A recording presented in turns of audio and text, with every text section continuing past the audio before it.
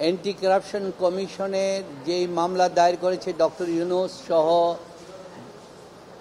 8 জনের পক্ষে 7 জনের বিপক্ষে, আমরা সেই কোর্টের যে চার্জ হিয়ারিং এটাকে চ্যালেঞ্জ করে এবং সম্পূর্ণ মামলাটা বাতিল করার জন্য একটা 561 ধারায় আমরা একটা মামলা করেছি, কোর্টের কাছে আবেদন করেছি।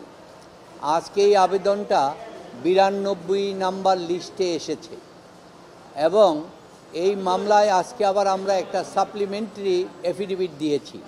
এই সাপ্লিমেন্টারি এফিডেভিটের বিষয়টা হচ্ছে, যেই বিষয়টা থেকে এই মামলাটার উৎপত্তি হলো, যে শ্রমিক কর্মচারী ট্রেড ইউনিয়ন এবং ব্যবস্থাপনা পরিচালক গ্রামীণ টেলিকমের মধ্যে যেই শ্রমিকদের লভ্যাংশের 5% দেওয়ার জন্য যেই এগ্রিমেন্টটা হলো এবং এই এগ্রিমেন্টের বলে শ্রমিকরা কোম্পানি আদালতে, হাইকোর্টের কোম্পানি আদালতে 271/2021 যে গ্রামীণ টেলিকমকে অ্যাবলিশন করে তাদের টাকা দেওয়ার জন্য যে মামলা করেছে, ওই মামলাটি প্রত্যাহারের জন্য যেই স্মারক সেটেলমেন্ট এগ্রিমেন্টটা হয়েছে এবং এই এগ্রিমেন্টের বলে তাদের সমস্ত পাওনা 5% দেওয়ার যে প্রতিশ্রুতি, সেই যে কাগজটা, এই কাগজটা আমাদের দুর্নীতি দমন কমিশন আমাদের কাছ থেকে অরিজিনাল কাগজটা সিজ করে নিয়ে গেছে।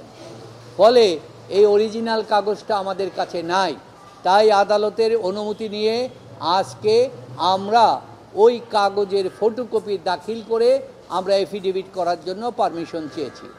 আর দ্বিতীয় যেই কাগজটা হচ্ছে, এই এফিডেভিটটা এই যে শ্রমিকদের দায়েরকৃত কোম্পানি কোর্টের মামলা, ওই মামলায় মহামান্য হাইকোর্ট বিভাগ যেই আদেশ দিয়েছেন যে এই আমাদের সেটেলমেন্ট এগ্রিমেন্টটাকে গ্রহণ করে মামলা প্রত্যাহার করার জন্য যে আদেশ দিয়েছিলেন, ওই 3টা আদেশের কপি আমরা দিয়ে বলেছি যে আমরা সাপ্লিমেন্টারি এফিডেভিট দেব। এগুলি কোর্টের নজরে থাকা অত্যন্ত জরুরি, এই মামলার জন্য খুব জরুরি ডকুমেন্ট। এবং তারপরে কোর্ট আজকে মামলাটা ফিক্সড করতে, আজকে শুনানি করতে চেয়েছিলেন, কিন্তু মাননীয় অ্যাটর্নি জেনারেল তিনি ইচ্ছা প্রকাশ করেছেন উনি স্বয়ং মামলায় আমাদের বিরুদ্ধে প্রতিদ্বন্দ্বিতা করবেন বলে উনি কোর্টের কাছে ওনার ডেপুটি অ্যাটর্নি জেনারেলের মাধ্যমে খবর পাঠিয়েছেন। সুতরাং অ্যাটর্নি জেনারেল সাহেব কালকে 11টার সময় টাইম চেয়েছেন, তাই কোর্ট আগামীকাল 11টায় আমাদের এই মামলার শুনানির দিন ধার্য করেছেন।